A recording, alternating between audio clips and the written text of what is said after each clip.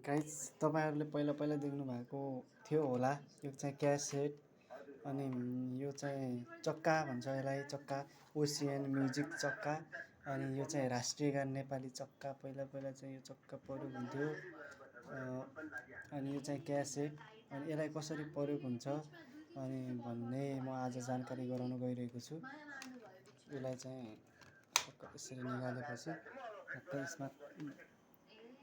कम्प्युटरको गरेर यसमा टक्क लगाएर यो चाहिँ यसरी प्रयोग हुन्छ अनि रह्यो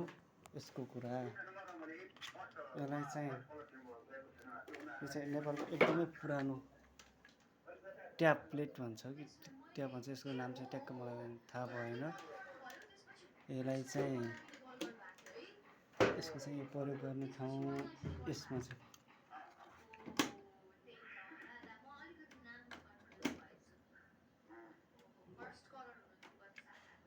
यसलाई चाहिँ टक्क यसलाई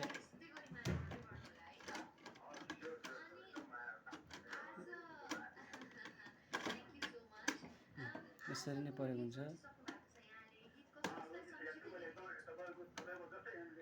यो होइन क्या यसरी होइन के अरे यो चाहिँ मलाई चाहिँ यस्तो यो साइडमा हो यस्तो लागिरहेको छ मलाई